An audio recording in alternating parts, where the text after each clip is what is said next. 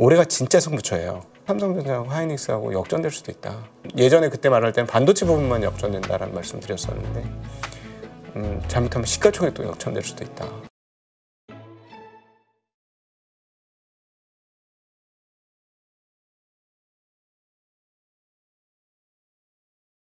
네, 오늘 모신 분은 증시각도기TV 곽상준 부장 나오셨습니다. 안녕하세요. 네, 안녕하세요. 반갑습니다. 네, 요즘 네. 각도기로 아주 그냥 인기를 떨치고 있으시죠.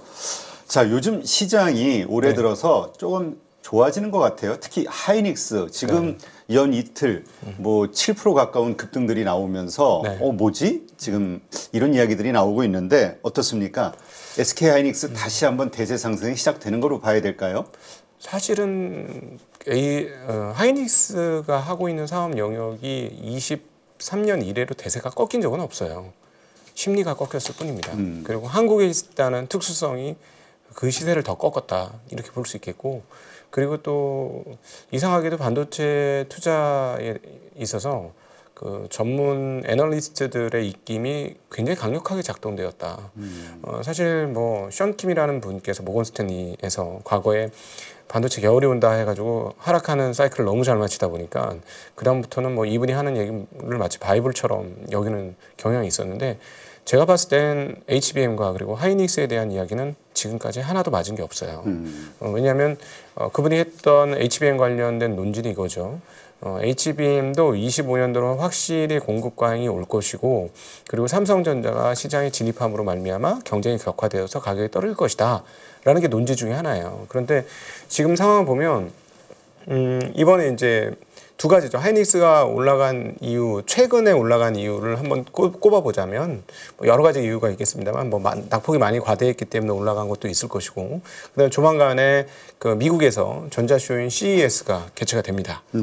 그런데 거기서 16단 제품을 처음으로 출시할 것이다라는 뉴스가 있었고, 또 하나 25년부터는 아무래도 전반적으로 AI 가속기 시장도 피크를 맞이할 거 아니냐 이런 걱정을 많이 했는데, 거기에 투자하는 투자처 중에 가장 중요한 투자처인 마이크로소프트가 지난주 회기 발표를 하면서 뭐라고 얘기했냐면, 우리가 지난 회기에는 500억 달러의 돈을 썼는데 이제 800억 달러를 쓰겠다 이렇게 얘기한 거예요. 네.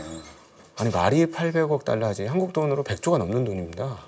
우리나라 국가에서는 700조 가량이에요. 엄청난 거죠. 예. 근데 이 중에서 거의 상당 부분을 AI 가속기 쪽으로 쓰겠다는 거고, 그리고 또 미국에서 그렇게 쓰겠다는 얘기인데, 제가 이제 컴퓨터의 원칙에 대해서 아주 쉬운 기초적인 걸 이미 다 아시겠습니다만 다시 한번 혹시나 그 기초를 모르시는 분들을 위해서 한번 언급을 드리면, 컴퓨터라는 거의 구조가 폰 노이만 방식이라는 걸로 만들어져 있죠. 네. 폰 노이만 방식은 뭐냐면 그 연산을 하는 연산 반도체가 하나 있고, 그 연산 반도체를 옆에서 도와주는 메모리 반도체가 있고, 그리고 그걸 구동하는 소프트웨어를 가지고 구동하게 되는 그런 방식이에요. 그러니까 지금 우리가 쓰고 있는 컴퓨터는 크게 연산 반도체와 메모리 그리고 소프트웨어를 가지고 구동하는 그런 모습을 가지고 있는 컴퓨터다라고 보시면 되는데, 이게 AI 가속기에도 똑같아요.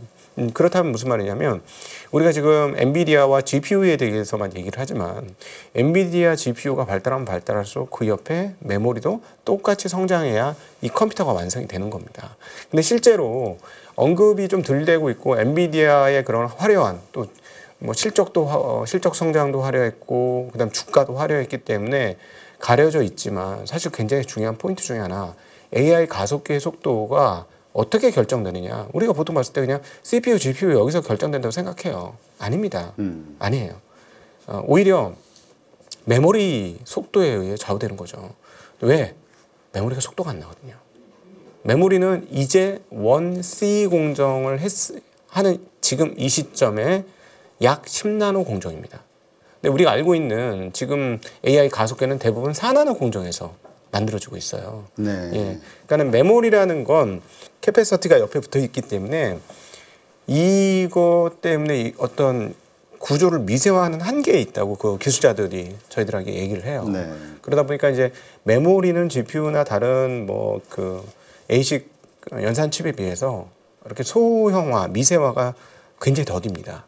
그렇기 때문에 이 속도에도 한계가 있었던 거고, 그래서 그게 도저히 안 되니까 칩으로 해결한 게 아니고 칩의 적층으로 해결한 거예요. 그리고 칩의 적층과 그 일종의 차선이라고 표현할 수 있는 그 TSV 공정으로 구멍을 많이 뚫어서 그 기를 많이 내는 거죠. 네. 예를 들자면 GPU 칩과 뭐 CPU 칩과 이런 쪽에도 정말로 강력한 연산이 필요함에도 불구하고 메모리처럼 진도가 안 나갔다. 그럼 얘네도 위로 쌓아 올렸을 가능성이 있는 거예요. 물론 이제 열이 너무 나기 때문에 쌓아 올리기보다는 여러 개를 뭐 장착하는 쪽으로 가긴 하겠습니다만은 어찌되었던 그만큼 메모리 칩이 중요하거든요. 근데 우리 한국에서는 메모리 칩에 대해서 뭐 여러 사람들의 이야기에 따라 휘둘리기도 했고, 그 다음에 그 공급광이 있을 거라고 뭐 사전에 예측하기도 했고, 그래서 그런 측면에서 하이닉스가 좀 안타깝게도 이 그 AI 가속기 시장의 성장 속에서 주가적으로는 상당히 소외받았다. 왜냐면 간단하게 말씀드리면 AI 가속기의 3대장은 그냥 정해져 있어요. 엔비디아, TSMC, 하이닉스였어요. 그렇죠. 예. 근데 다 아시다시피 엔비디아는 사상 최고치를 찍고 그 부근에서 조정을 받고 있고, 그다음 TSMC 사상 최고치에서 놀고 있고, 근데 하이닉스는 그렇지 않잖아요. 그러니까 지금 이번 상승은 25년도에도 가파르게 그 AI 가속기 시장이 유지가 될 것이다라는 기대감이 상당 부분 작용을 했다, 이렇게 보면 좋겠고, 또 다시 그것을 마이크로소프트에서 확인을 해줬고, 이제 16단 신제품까지 출시되는 상황이기 때문에 16단 예를 들어 삼성전자가 쫓아온다고 할지라도 계속해서 6개월에서 1년 이상의 시간차가 벌어져 있구나, 이런 것들을 이제 투자자들이 좀 인식을 했다, 이렇게 보면 될 것 같습니다. 네. 하여튼 뭐 지금 CES 2025에서도 16단 공개가 나올 거, HBM 16단 이것도 뭐 공개 예정이다, 뭐 이런 이야기들도 나오고, 하여튼 시장에서 다시 한번 재평가를 받는 것 같아요. 이 관련된 HBM 주들이 한미 반도체도 최근 여러 날 급등을 하고 있고. 네, 그래서 이제 반도체가 이제 24년도 가장 특징적인 부분이 뭐냐면 22년 11월 달에 우리가 챗 GPT를 보고 빅테크들이 깜짝 놀라서 반도체에 대한 투자에 열을 올리기 시작하면서 23년도가 반도체가 점점 가열됐는데, 그때 이후로 23년과 24년을 거치면서 과거하고 다른 궤적이 나타난 건데, 일반 반도체와 주문용 반도체가 구분되는 세상이 온 거예요. 여기서 말하는 주문용 반도체라는 건 그 브로드컴이 말하는 ASIC뿐만 아니라 맞춤형 메모리인 HBM 시장을 같이 겸해서 말씀드리는 거거든요. 그러니까 시장이 완전하게 재편된 거예요. 그러니까 예를 들자면 예전에는 기성복 시장이었다면 이제 전부 맞춤옷 시장으로 싹 바뀐 거예요. 근데 과거에 상상할 수 없을 정도로 가끔 몇 명이 가서 의상실에서 맞춰 입던 맞춤 옷을, 이 맞춤 옷 시장 규모가 기성복 시장보다 더 커진 거예요. 굉장히 놀라운 일이죠. 그러니까 뭐 동네 이렇게 표현하면 될까요? 어디 부티크가 어떤 예를 들어서 무슨 언더아머나 나이키나 뭐 이런 회사들보다 훨씬 더 많은 매출을 하고 있다는 것이죠. 그러니까 이 시장 변화가 굉장히 컸고, 이 시장 변화에 가장 타격을 많이 받는 게 역시나 삼성전자죠. 삼성전자는 쉽게 얘기하면 기성복의 왕자였어요. 기성복에 있어서는 누구도 따라갈 수 없는 압도적인 능력을 가졌었는데 그 시장이 갑자기 죽어버린 거죠. 그렇죠. 네. 지금 그래서 어쨌든 하이닉스 뭐 전체 매출의 40%가 HBM 관련해서 뭐 이렇게 나오고 있다 할 정도로 튀어가고 있는데, 이 부분을 지금 말씀하신 대로 삼성전자가 놓치다 보니까 이번에 CES에서 뭔가 나올까? 혹은 아니라도 빠르게 지금 뭔가 좀 HBM3 혹은 4 이런 데서 뭔가 성과가 가시적으로 나올까? 네. 반신반의로 지금 쳐다보고 있는 것 같아요. 따라가긴 할 겁니다. 근데 한 발짝씩 늦게 따라갈 거예요. 좀 뭐 24년을 통해서 확정적으로 우리에게 이제 인식이 됐던 부분은 뭐냐면, 어쩔 수 없이 과거의 삼성전자가 아니고 하이닉스와의 HBM 시간 격차가 1년 내외가 나고 있구나라는 거는 뭐 어쩔 수 없는 상황이고, 열심히 해서 이제 따라잡을 것 같긴 하지만, 문제는 뭐냐면 우리가 삼성전자가 경쟁 업체들을 죽여가면서 사상 최고의 메모리 업체가 된 이 과정이 이제 거꾸로 삼성과 하이닉스와 상황에서는 역전돼서 이루어지고 있다는 것이죠.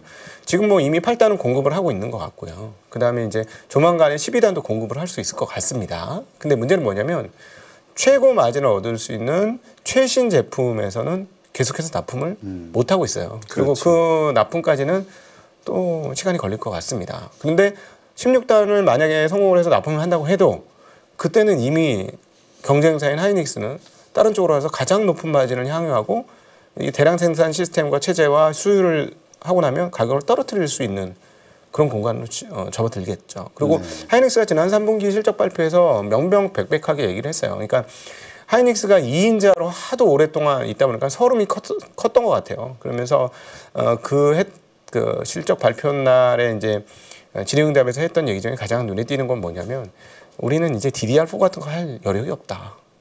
우리는 HBM 쪽으로만 자원을 배분해도 시간도 없고 일손도 모자라고 그 모든 게 딸리기 때문에 우리는 집중적으로 여기에 집중할 것이다라고 얘기하면서 또 그 사이에 얘기했던 내용들이 있었는데 삼성전자가 이제 진입하는 시장 있지 않습니까? 네. 그건 그동안에 우리 이쪽에서 갈고 닦으면서 수율이 올라오잖아요. 그 갈고 닦은 수율로 아마 가격을 내릴 수 있다는 뉘앙스로 HBM 시장 우리가 안 놓칠 거야. 이런 뉘앙스로 그 전에 얘기했던 내용들이 있습니다. 그러니까 삼성전자 같은 경우는 열심히 해서 제품을 만들었는데 납품이 성공하더라도 마진이 일정 부분 나오긴 하는데 높은 마진 향유하기가 만만치 않을 것이다.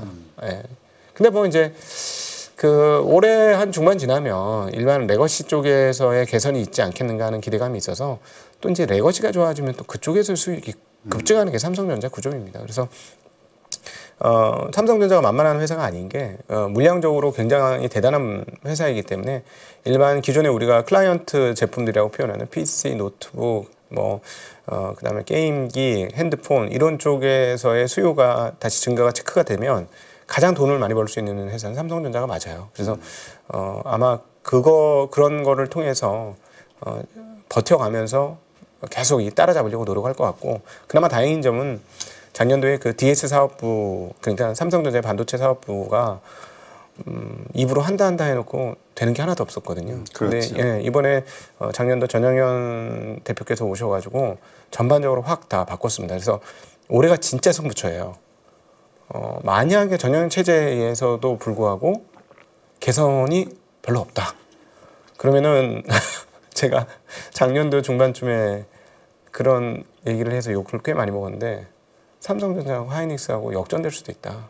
이거는 이제 여기서 처음 예전에 그때 말할 때는 반도체 부분만 역전된다라는 말씀드렸었는데 잘못하면 시가총액도 역전될 수도 있다. 이렇게도 표현을 할 수 있죠. 하여튼 뭐 지금 여러 가지 그 미국에서 나오는 그 호재들 때문인지 아니면 뭐 그동안 너무 눌렸다가 나오는 저가 매수세 때문인지는 모르겠으나 지나봐야지 더 알겠죠, 정확하게. 근데 어쨌든 양쪽 이 이슈가 다 포함이 되겠죠. 어쨌든 삼성전자도 한 3% 가까이 오르고 있어요. 여러 날 지금 오르고 있는데 하이닉스보다는 분명히 못하죠, 반등세가.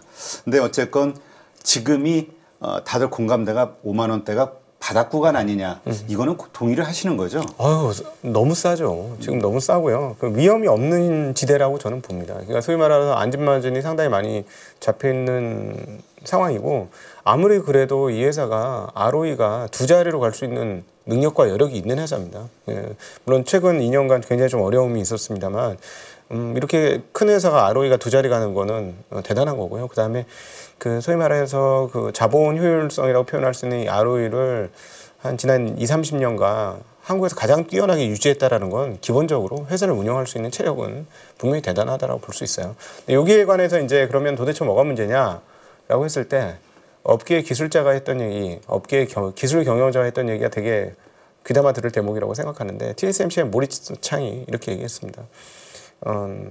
삼성전자는 기술적 한계에 부딪혔다라고 얘기했어요. 근데 이제 또 뒤집어서 이렇게 얘기하고 싶습니다. 기술적 한계에 부딪힌 건 맞는 것 같습니다. 왜냐하면 그건 파운드리 쪽에서도 그랬고 그 HBM의 모체가 되는 1-A, 1-B, 1A, 1B라고 불리는 이쪽에서의 D램 쪽에서의 성능 상황을 보면 기술적 한계에 부딪힌 건 분명히 맞는 것 같은데요. 이 기술이라는 건 수많은 그 시행착오와 실수 그리고 또 그 도전 이런 것들을 통해서 개선이 되는 게 분명히 맞습니다. 예, 그래서 뭐 그동안에 워낙 훌륭하고 출중했던 회사였으니까 뭐 회복은 할 수 있다라고 개인적으로는 그렇게 생각을 하고 있습니다. 네. 자, 지금 이렇게 삼성전자, SK 하이닉스 어쨌든 큰 반등이 나오고 있는데 그러다 보니까 반도체 소부장 쪽 뭐 이쪽을 좀 봐야 되는 거 아니냐? 그럼 소부장 가운데서도 어디를 봐야 될 거냐? 아까 이야기했듯이 한미 반도체 특히 HBM 관련주들 이게 아주 급등이 나오다 보니까 이거 따라가는 게 맞나 아니면 다른 쪽 소부장을 봐야 되나 고민들이 커지는 것 같아요. 네네. 그 작년도 전 세계 약 한 80개 지수 중에서 최고로 많이 빠진 게 코스닥이었고, 근데 코스닥에서는 시가총액 상위가 바뀌었죠. 2차 전지에서 바이오로 바뀌었습니다. 이 바이오가 시가총액 10위 안에 여러 개가 포진이 됐는데요. 이 회사들은 주가가 많이 올랐어요. 그러니까 이 회사를 제외하면 정말 많이 빠졌다는 얘기예요. 뭐 20%대가 아니고 30-40%대 빠졌다는 얘기가 되는데 지수가. 그럼 도대체 어디서 이렇게 많이 빠졌느냐? 대부분이 반도체 관련 주식이었습니다. 2차 전지와 반도체 관련 주식들이 그랬죠. 몰라 그랬어요. 코스닥의 제일 원인이 반도체 관련주, 2차 전지주 이쪽이었는데, 뭐 2차 전지주들은 뭐 올해부터 뭐 조금 실적이 개선될지는 좀 지켜봐야 되지만 아직까지는 실적이 좋지 않고, 여전히 재작년 23년도에 그 거품 때문에 아직도 뭐 가격적으로 이렇게 주가가 많이 떨어졌음에도 불구하고 싸냐 논란에 있어서는 좀 문제가 있는 거, 논란의 여지가 있는 상황이고요. 근데 반도체 관련주들 중에서는 실적이 안 나오는 그 소부장 기업들도 있습니다만 실적이 괜찮은데 주가가 말도 안 되게 빠지는 업체들 많아요. 그래서 소위 말해서 퍼가 10 이하로 떨어진 그런 회사들도 꽤 많습니다. 그래서 그런 주식들이 오늘 보니까는 많이 떨어진 주식들이 많이 반등을 하더라고요. 그래서 당분간은 반도체 소부장은 뭐 HBM이든 아니든 당분간은 뭐 워낙 많이 빨아져서 괜찮을 것 같고요. 그다음에 이제 만약에 이제 올해 중반에 레거시 쪽에서의 그 반등이 못 나오면 어느 정도 일정 수준 반등을 하고 나서부터는 말씀하신 대로 HBM과 레거시 소부장이 서로 갈라질 가능성은 있습니다. 그리고 특별히 그 오늘 중국 쪽에서 나온 소식에 의하면 올해 상반기에 삼성전자, 마이크론 등등이 그 낸드 플래시 감산을 추진할 걸로 그렇게 보여집니다. 그렇다면 특별히 이제 소재 업체들은 아무래도 소재가 덜 들어갈 테니까 조금 어려울 수는 있을 것 같고요.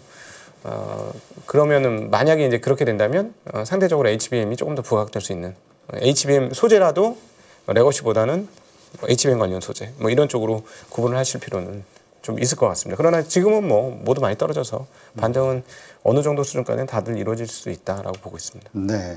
근데 사실 이렇게 좋아지니까 우리가 다시 이게 희망이 섞이지만은 불과 일주일 전만 해도 반도체 쪽 부정적인 얘기가 계속 쏟아졌잖아요. 낸드도 감산하고 해야 된다. 뭐 또 가격이 계속 급락하고 있다. DDR4 뭐 그렇고 중국 반도체 얘기 나오고 어떻습니까? 지금 업황 자체가 지금 살아난 거는 아니죠?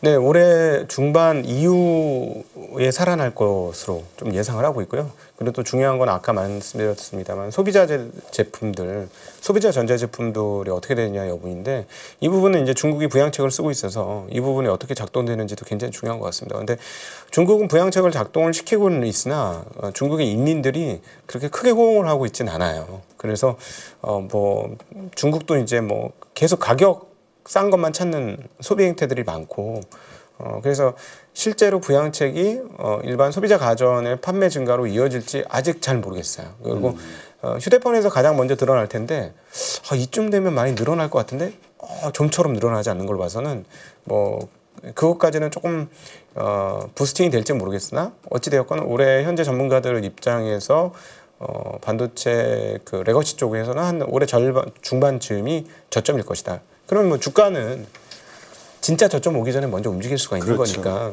그래서 지금부터 뭐 움직인다고 해도 뭐 크게 틀린 건 아닐 것 같고요. 또 하나 이제 모두 말씀하셨을 때 뭐 지금 상황 업황도 안 좋고 이런데 오를 근거가 있느냐라는 측면에서 보면 22년도 후반부 끝자락에 그리고 23년도 진입 막 하려던 그 시점에 바이오가 그렇게 나빴습니다. 네, 그렇죠. 한 몇 년간씩 네, 있었죠. 바이오 정말 최악이었어요. 근데 실제로 24년도 상황들을 보면 코스닥에서는 진짜 바이오가 최고였거든요. 그러니까 그 모든 것들이 이 사이클이 있는 업황이 있는 쪽이라면 바이오보다는 사실은 반도체가 훨씬 더 이 업앤다운의 사이클이 크거든요. 네. 그런 측면에서 보면 심리가 얼어붙어 있을수록 위험도 줄어들어 있다라는 측면에서 접근하시는 것이 괜찮다라고 생각을 하고 있습니다. 네. 자, 이제 새해 들었으니까 어쨌든 1분기 반도체 관련해서 우리가 좀 특별히 기억해야 될 어떤 호재나 악재 같은 게 있을까요? 이슈들이? 일단 그 디램 가격이라든가 이 가격의 하락폭이 계속되고 있어요. 그래서 실물 가격, 현물 가격의 하락. 이 현물 가격의 하락이 멈추느냐 여부는 상당히 중요한 것 같습니다. 지금 이 부분은 레거시 반도체 말씀드리는 거예요. 레거시 반도체 관련된 소부장과 기업들, 삼성전자를 위시한 그 기업들이 반등을 하려면 일단 구조적으로 한 달, 두 달 정도 이상 디램 반도체 가격이 떨어지지 않는 게 확인이 돼야 돼요. 뭐 디램 익스체인지 같은 데 보면 꾸준히 확인하실 수 있으니까 그런 데 가서 확인하시다가 가격이 더 이상 안 떨어지는 게 확인이 된다. 그러면 그때부터는 의미 있는 반등을 할 수 있을 것 같긴 하고요. 대신에 이제 DDR4 기준이 아니라 아마 DDR5 기준으로 올해부터는 조금 바뀌어야 되지 않을까 싶습니다. DDR4 기준으로는 작년도에도 중국의 창신 메모리가 제품을 막 쏟아내면서 저가 물건을 내다 보니까 한국의 업체들이 마진이 깎였어요. 그래서 이제 하이닉스는 이제 우리는 그런 쪽으로 안 하겠다라고 얘기한 거고, 그렇죠. 여전히 삼성전자는 그 부분에 쿠션이 있었기 때문에 실적에 악영향을 받았습니다. 그래서 그럼에도 불구하고 이제부터는 완연하게 DDR5로 다 이동을 할 상황이기 때문에 DDR5 기준 가격이 어떻게 될 것인지 한번 좀 추정을 해보시면 반도체 반등에 대해서 조금 선행적으로 아실 수 있지 않을까 하는 생각을 가지고 있습니다. 네, 알겠습니다. 하여튼 새해 들어서 정말 반가운 소식이 아닐 수 없어요. 이 SK 하이닉스, 삼성전자, 뭐 한미반도체 관련된 이 반도체주들의 이 강한 상승세, 그동안 정말 많이 고생하셨던 분들 좀 큰 위로가 됐으면 좋겠는데 아직 갈 길이 멀었죠. 네. 계속 좀 지속적인 어떤 상승 기대해봐도 되겠죠. 저는 뭐 한국 시장도 그렇고 6개월 연속 하락을 했고 그중에 중심에 반도체가 있었기 때문에 이 정도 하락은 조금 과하다는 생각이 듭니다. 그래서 현재는 그냥 뭐 너무 많이 떨어졌기 때문에 무슨 데드캣 바운드가 될지 아니면 반등의 서막이 될지는 뭐 지나봐야 알기는 하겠습니다만은 현재 가격은 부담 없는 가격은 분명히 맞다라는 개인적인 생각 가지고 있습니다. 네, 알겠습니다. 네, 요즘 그 휴머노이드 로봇 이러한 말이 뜨면서 AI 로봇 이렇게 해가지고 뭐 자율주행 관련해서도 그렇고 이제 산업용에서 뭐 협동 로봇이니 해가지고 떠오르던 것들이 이제 점점 전방위적으로 확산이 되는 느낌이에요. 그리고 규모가 상당히 또 다른 느낌이 들고 네. 미국의 빅테크 기업들부터 큰 투자를 하고 있고 어떻습니까? 이 로봇과 관련한 자, 생각은? 이렇게 보시면 되겠어요. 지금 90년대 중반에 처음으로 인터넷 그리고 통신 이런 게 들어왔거든요. 그리고 이메일 이런 게 들어왔습니다. 그리고 엑셀 뭐 이런 것들이 들어왔죠. 마이크로소프트 오피스 이런 것들이 들어왔는데 그때 이후에 그것들을 사용하면서 사실 생산 효율성이 굉장히 커졌죠. 주판을 10명이 튀기든 20명이 튀기든 엑셀 잘하는 사람 한 명 이기기 어려워요. 그만큼 예를 들어 옛날에 20, 30명이 하던 일을 한 명이 그것도 매우 짧은 시간에 할 수 있는 게 그 IT 기기의 등장 가운데 나타난 현상이죠. 우리가 이걸 일컬어 생산성 혁명이다 이렇게 표현할 수 있을 것 같아요. 그래서 그게 이제 90년대 중반부터 이루어졌고 거기에 대해 사람들이 눈을 뜨고 알게 되면서 와 이거 엄청난 거야 라고 해서 나타났던 게 98년 99년도 IT 대버블입니다. 제 평생에 다시는 못 볼 거라고 생각하고 지났던 그 대버블이에요. 근데 그게 실질적으로 그 버블 때 꿈꾸고 상상했던 게 구체화된 거는 애플이 아이팟과 아이폰을 출시하면서 아이팟에다가 통신 기능을 달기 시작하는 바로 그 직전부터 시작이 된 겁니다. 그러니까 그 차이가 98년, 99년도 IT 대버블과 실질적으로 대버블 때 꿈꿨던 일이 구체화된 건 2006년, 7년 이후예요. 네. 그래서 시차가 대략 한 8, 9년 이 정도가 있습니다. 그리고 일반인들이 그 시류에 편승했던 건 대략 한 2010년 내외쯤이라고 볼 수가 있어요. 즉 아이폰이 모든 사람들의 손에 주어지기 시작하는 그때, 그리고 모든 피처폰이 스마트폰으로 변화되는 그 시점, 그때부터 이런 변화가 있었거든요. 지금 세계 10대 기업 그리고 미국의 10대 기업을 뽑아보면 대부분 다 그때 생긴 기업들입니다. 네. 예. 그러니까 그 마이크로소프트하고 애플은 원래 있었던 회사이긴 하지만 96년 이전에는 10대 기업에 들어오지 못했던 회사들이고, 근데 그 이후에 이제 더 이 회사들은 자리를 잡아가면서 위치해 있고, 그 나머지 기업들은 다 그때 생긴 신생 기업들이에요. 자, 이 기업들이 지금 AI에 대한 태도를 보면 거의 뭐 미치광이 수준 아닙니까? 정말 말도 안 되는 투자를 하고 있어요. 앞서도 잠깐 언급이 되었습니다만 마이크로소프트가 단일 회사가 800억 달러의 AI 관련된 데다가 투자를 하겠다. 뭐 이런 정도의 상황인데 정말 말도 안 되는 투자거든요. 도대체 이 사람들 왜 이럴까? 왜? 생각해보면 이렇게 볼 수 있습니다. 그나마 이 IT에 특화되어 있던 애플과 마이크로소프트는 96년도에도 대기업 집단이고 시가총액 상위 종목에 들어갔다가 결국 살아남아서 1, 2위를 다투는 기업이 20년 후에 되었죠. 근데 나머지는 다 탈락을 한 거예요. 없어진 건 아니지만 밀려난 거죠. 근데 만약에 AI에서 성공하지 못한다면 어떻게 될까? 저는 빅테크들이 그때 10대 기업 안에 들었던 기업과 같은 상황이 되지 않을까 우려를 하고 있을 거라고 봐요. 그러니까 이 AI를 통해서 새로운 IT 시대와 그다음에 스마트폰으로 연결되어지는 1인 1PC, 1인 다 PC 시대의 놀라운 사회적 변화 그리고 생산성 혁명 이게 AI를 통해서 이루어진다고 확신하기 때문에 저는 저런 투자를 한다는 것으로 생각이 되어지고 그럼 도대체 AI 가지고 어떤 생산성 혁명이 있겠느냐. 우리가 지금 써보고 있지만 챗GPT나 뭐 그 제미나이나 퍼플렉스티나 이런 것들 써보면 과거보다 대답 상당히 잘해줍니다. 도움이 돼요. 그렇죠. 네, 근데 도움이 되는데 이 정도의 생산성 혁명이 우리가 스마트폰을 항상 모든 사람들의 주머니에 끼고 다니면서 항상 그걸 봐야 되는 정도 수준과 비견할 수 있을 것이냐 하면 여전히 의문이거든요. 그럼 단순히 그렇게 응답하는 챗봇을 만들기 위해서 투자를 하고 있고 지금도 줄이지 않고 더 투자를 늘려가고 있을 것이냐? 전 그건 아니라고 봅니다. 결국 지난번 그 대만에서 컴덱스인가요? 거기서 그 누구야 엔비디아의 젠슨 왕이 얘기를 했던 것처럼 여기에서 되게 구체화된 이 AI가 구체화된 게 결국은 로봇이라는 생각이 듭니다. 그리고 이거는 뭐 테슬라에서도 그렇게 얘기를 하고 있고 지금 로봇이 나왔을 때 과연 LLM 기술이 어느 정도 적용되느냐 뭐 이런 것들이 다 이렇게 분석이 되고 있는 상황이니까요. 근데 이제 로봇이라고 할 때 우리가 지금 우리가 이제 만화 영화 이런 거 보고서 뭐 로봇 태권브이 뭐 짱가 요즘 뭐가 있죠? 너무 옛날 사람인가? 그러면 나이가 나오잖아. 최근 걸로 해봐요. 최근 거. 뭐가 있지? 최근 갑자기 뭐가 있어요? 로봇가 없으면 옵티머스로 가요. 옵티머스. 네. 뭐 여러 가지 로봇 그리고 뭐 최근에 나오는 휴머노이드 옵티머스도 나오지만 이게 자꾸 인간형 로봇을 생각하니까 이게 로봇에 대한 이해가 오히려 좀 떨어지는 것 같아요. 네. 근데 로봇이 정말 다양하게 있을 수 있다고 봐요. 앞서 그 질문하셨을 때 내용이 포함되어 있지만 저는 자율주행차도 로봇이라고 생각합니다. 그렇죠. 청소기도 로봇이잖아요. 그리고 물류도 로봇이 할 거예요. 뭐 바퀴 달린 로봇이 되든 팔이 달린 로봇이 되든 다리가 달린 로봇이 되든 다양한 것들이 나올 겁니다. 뭐 이렇게 우리 심심풀이 할 때 대화해 주는 것도 로봇이 될 거고요. 다양한 로봇들이 우리한테 이제 나오게 될 거고 저는 이 빅테크들이 여기서 이런 걸 꿈꾼다고 봐요. 그러니까 우리가 만든 AI를 가지고 너희들의 로봇을 만들어.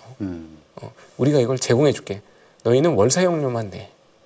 아마 이러지 않을까? 네. 우리 거를 이용해서 충분히 살짝 이렇게 바꾸면 청소기도 만들 수 있고 살짝 바꾸면 자율주행 차도 만들 수 있고 살짝 바꾸면 휴머노이드 로봇도 만들 수 있고 뭐 공사하는 로봇도 만들 수 있고 의료 상담 로봇도 만들 수 있고 다 돼. 그러니까 이걸 가지고 해. 우리 게 최고야. 아마 지금 이 싸움을 하고 있지 않을까요? 네. 그래서 왜냐하면 이렇게 보지 않으면 아니 도대체 수십 조에서 수백 조씩에 달하는 기업당 이 투자를 어떻게 우리가 합리화할 수 있겠느냐는 거죠. 예, 그래서 제 생각에는 로봇은 분명히 그렇게 나오는데 문제는 뭐냐면 이제 주식과 미래는 같지 않다. 그러니까 아니 그리고 뭐 테슬라라든가 뭐 강정수 박사 얘기로는 우리 전 세계 자동차 시장의 한 30배 규모로 성장이 될 것이다. 로봇 쪽이 그렇게까지 얘기하는데 그런 시장을 놓고 지금 투자하는 금액이라든가 활동을 보면은 테슬라가 됐든 뭐 엔비디아가 됐든 뭐가 됐든 어마어마한 돈을 쓰잖아요. 네. 그런데 이제 최근에 우리 국내 로봇주 테마로 올라가는 주식들 보면은 매출도 그렇지만 실제로 투자 금액들이 그렇게 크지가 않아 보인단 말이에요. 근데 과연 우리가 생각하는 이 로봇주 투자로서 어떻게 봐야 될까? 국내 투자를 참 고민이 되는 지점. 사실 로봇도 대기업의 싸움이 될 거고요. 지금 뭐 삼성전자는 그래서 그걸 이제 본격적으로 한번 해보려고 회사를 인수한 것 같고, 근데 한국의 로봇이라는 이름 달린 것 중에 실적 제대로 나온 데는 하나도 없고요. 이게 옛날 닷컴 버블 때하고 느낌 비슷한 거예요. 그러니까 우리 주식시장의 메커니즘이라는 게 있습니다. 최근에 그 테슬라가 신고가를 돌파를 했습니다만 네. 정말 다른 업체에 비해서 오래 걸렸어요. 신고가가 올 때까지. 주식시장 신고가 막 1년에 37번씩 하는 동안에도 못 하다가 막판에 겨우 했거든요. 그것도 사실 상당히 트럼프라는 그 지렛대가 있었다라고 볼 수 있는데 왜 그랬느냐? 이 회사가 그전에 한번 꿈을 많이 꿨기 때문에 그래요. 이 회사는 정말로 꿈을 많이 키워줄 수 있고 꿈을 심게 해주는 아주 재능이 많은 그런 기업이거든요. 근데 주식이라는 건 숫자가 나오면 숫자대로 판단합니다. 근데 숫자가 나오기 전에는 사람들이 알아서 상상해요. 그리고 상상이 곧 현실이 됩니다. 주가적으로는. 그러니까 우리나라 2차 전지도 그렇잖아요. 지금 올해 24년도 실적 나오고 또 25년도도 막 걱정을 하고 있는데 실적 나오니까 얼마나 황당합니까? 그렇죠. 근데 23년도에 꿈꾼 건 이게 아니었거든요.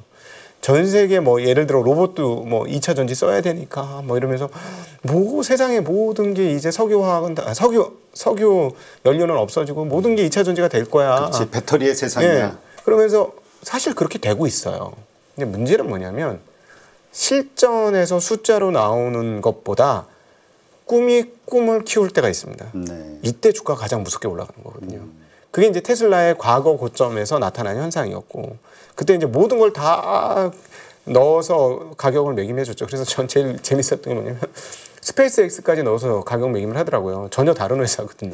그렇지. 이건 다르게 상장될 수도 있는 거예요. 그렇죠. 다른 지에서 엄밀하게 다르죠. 지분 관계가 없어요. 지분 관계가 없으니까 다르게 상장될 수 있는 회사인데 그것까지 막 가격에 넣더라고요. 그러니까 사람의 상상, 사람이라는 게 동물과 다른 게 추상화와 추상적인 어떤 개념들을 연결할 수 있는 뛰어난 능력을 갖고 있어요.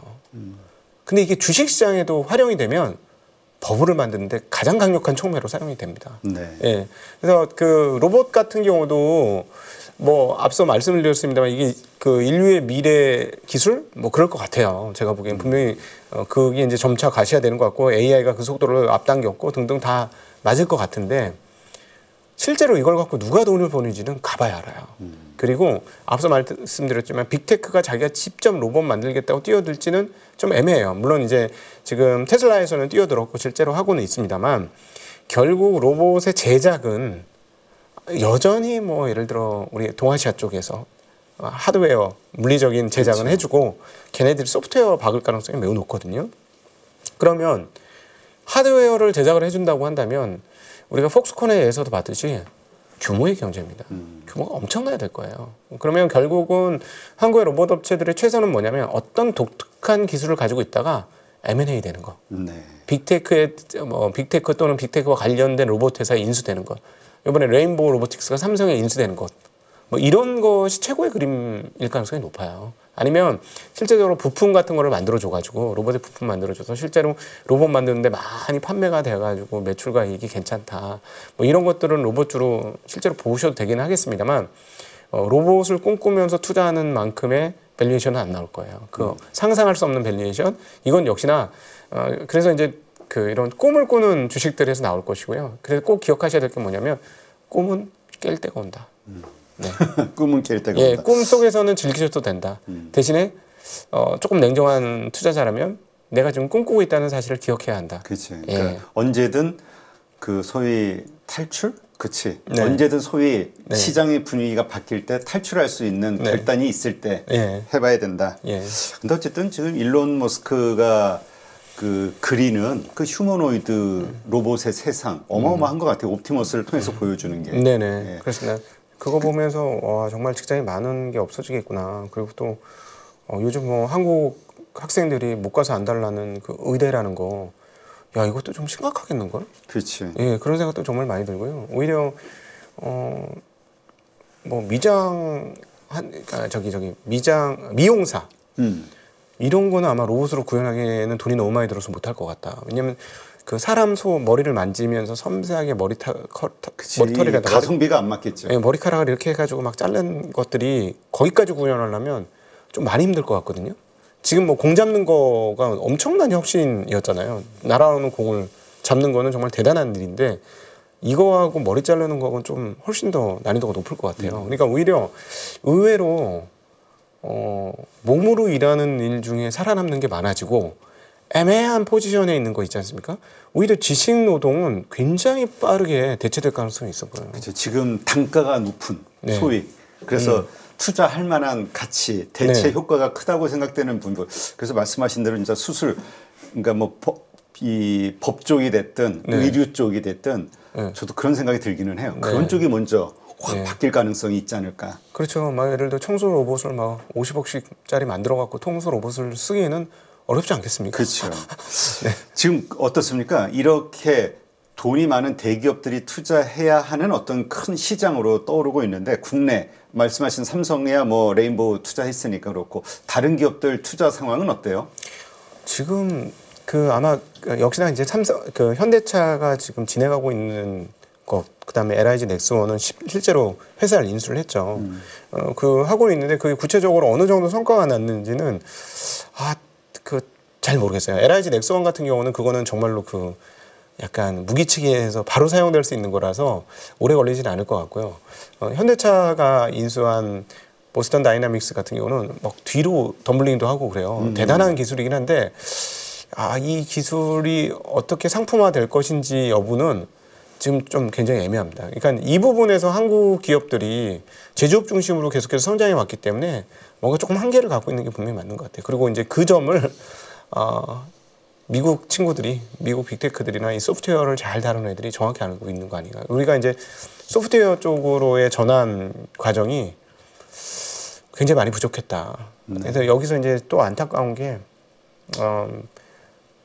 한국의 소프트웨어를 잘할 수 있는 친구들이 굉장히 많을 텐데 예를 들어 뭐 챗GPT의 오픈 AI라든가 이런 데 보면 한국인 친구들이 꽤 많거든요. 네. 그러니까 한국의 인재들이 훌륭하지 못해서 우리가 AI를 못한 건 아닌 것 같고 이쪽에 담아낼 수 있는 준비가 덜 됐다. 그리고 제가 보기에는 우리나라 만약에 이 소프트웨어 또는 AI 이런 쪽으로 했다면 그런 회사들이 예를 들자면 뭐 메타하고 승부를 한다든가 뭐 이거는 말도 안 되는 걸 거예요. 그렇죠. 금액 자체가 네. 다르죠. 이건 뭐 투자할 수 있는 여력도 틀리기 때문에 그럼에도 불구하고 막 이스라엘 스타트업처럼 뭐 메타라든가 무슨 뭐 아마존이라든가 이런 구글이라든가 팔려갈 수 있는 회사들은 많이 만들 수 있었지 않았을까?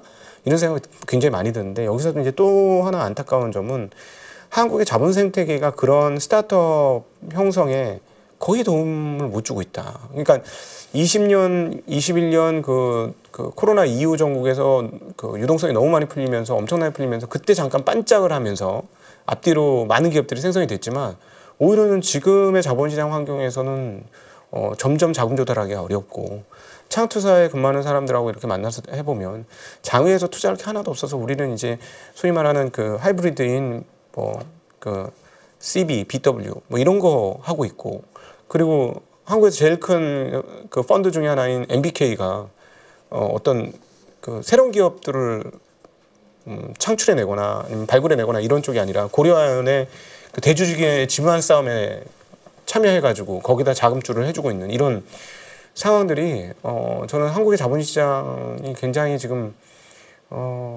현재 상태로 계속 유지돼가지고는 한국의 미래를 깎아먹는 것 같다. 그래서 저 계속 주장하고 있는 게 상법 개정이라도 돼야 된다. 상법 개정이라도 돼야 여기에 한 발 더 진입을 한다. 왜냐하면 사람들이 투자했는데 리턴을 받을 수 있어야 투자할 그렇죠. 마음이 있지 않겠습니까? 투자를 했는데 무슨 꿀 먹은 벙어리처럼 돈은 먹었는데 나오는 거 없고 유상증자를 해줬는데 배당은 안 주고 이런 경우가 어디 있어요? 그리고 게다가 우리가 제일 너무 안타까운 게 이게 문화가 된 것 같아요. 그러니까 그렇죠. 문화일 수도 있고 우리 패배주의. 그냥 한국장은 원래 이런 거야. 원래 이랬어. 네, 그러니까 이제 자꾸 떠나가고 그렇게 되면 이제 이렇게 젊은 친구들이 똑똑한 젊은 친구들이 계속 떠나가면 이제는 이후 다음 세대부터는 한국 투자 안 하게 돼요. 그렇죠. 그러면 기업이 또 자금 조달하기 어려워지고 그럼요. 악순환에 빠지는 그러니까요. 거지. 그러니까 스타트업이나 뭐 벤처나 이런 것들이 나올 수 없는 토양이 되는 거고 문제는 뭐냐면 우리가 쪼개기 상장 비율이 거의 20%쯤 됩니다. 전 세계 이런 나라가 없어요. 미국 같은 경우는 쪼개 상장 자체가 되지도 않고 하지도 않습니다. 중복 상장이라는 게 좀 있지만 그게 뭐 버크셔 같은 데서 코카콜라도 사고 뭐 처브 사고 질레트 사고 이러니까 이제 중복 상장인 거지.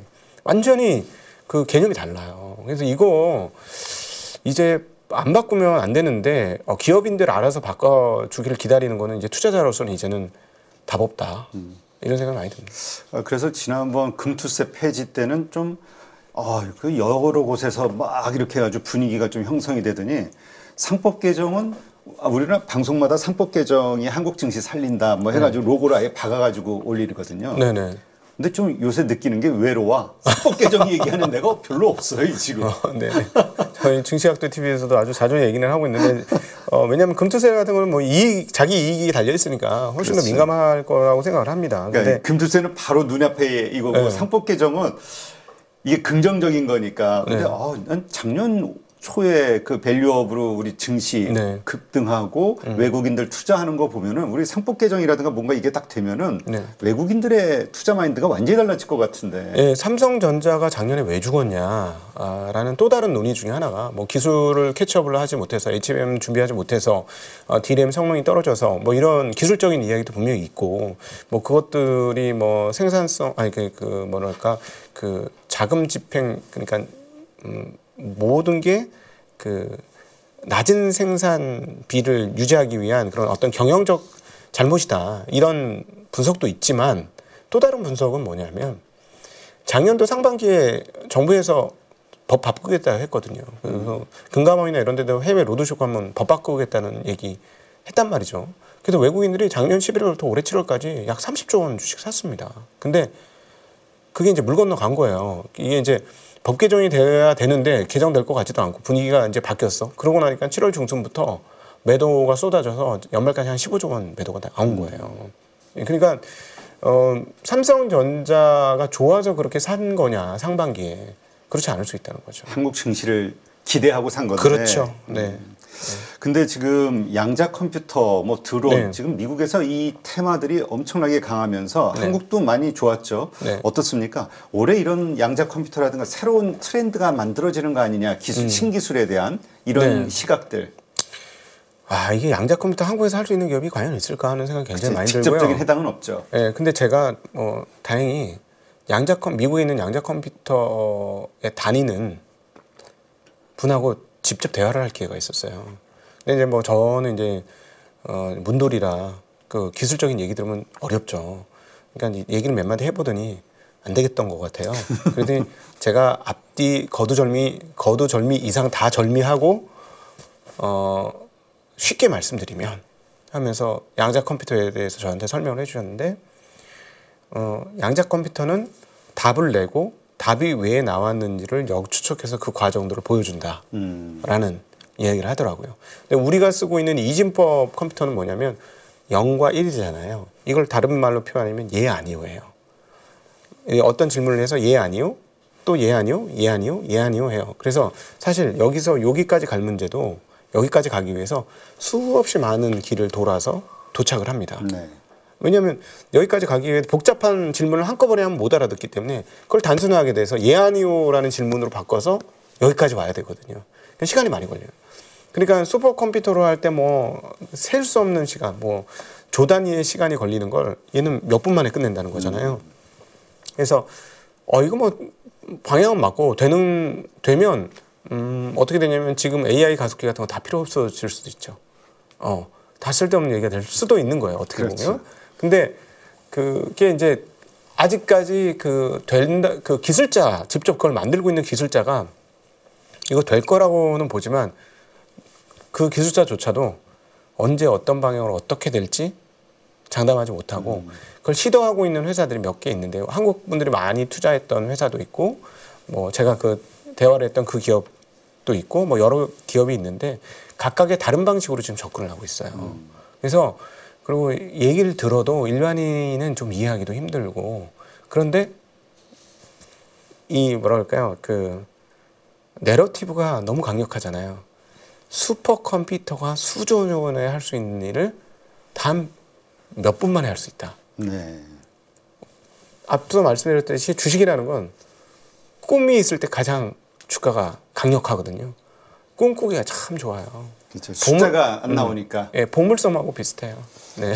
그래서 이것도 아까 로봇과 마찬가지로 꿈을 꾸고 즐기되 언제든 분위기 변하면 빠져나올 각오 준비가 돼 있어라. 이거는 그 기업을 분석할 문제가 아니에요. 왜냐하면 그 기업을 분석해서 내용 파악하기도 힘들 뿐더러 그걸 하고 있는 사람들조차 장담할 수 없는 일을 하고 있는 거거든요. 그래서 기업에 대한 분석 아무 소용 없어요. 숫자도 나올 것도 없어요. 네. 자, 그러면 뭐를 분석해야 되느냐? 이게 좋을 거라고 생각한 사람들의 마음이 어떻게 바뀌는지를 보셔야 되는 거예요. 이거는 기업을 보고 투자하는 게 아니고 옆 사람을 보고 그치, 투자해야 분위기. 예, 옆 사람을 보고 투자해야 되는 거예요. 그래서 사실은 뭐 분석 대상은 안 되는 거예요. 저희 같은 사람이 이건 어떻다 저떻다 분석은 해드릴 수는 없는 영역입니다. 심리가 가능한 가고 네. 심리가 어느 순간 어떤 이유로 꺾이면 그냥 꺾이는 거고 그렇죠. 그 흐름을 타야 된다. 네. 네, 알겠습니다. 하여튼 요즘 증시가 하여튼 2025년 좀 기대를 하게끔 만드는 일들이 나오다 보니까 많은 분들이 좀 분위기가 다시 또 희망이 좀 예? 타오르는 것 같아요. 이런 희망, 이게 실망으로 안 바뀌기를 조마조마한 기도하는 마음으로 좀 지켜보고 있습니다만 하여튼 잘 되기를 바라야겠죠. 네, 이제까지 각도기 곽상준 부장 함께했습니다. 오늘 좋은 인사이트 고맙습니다. 감사합니다.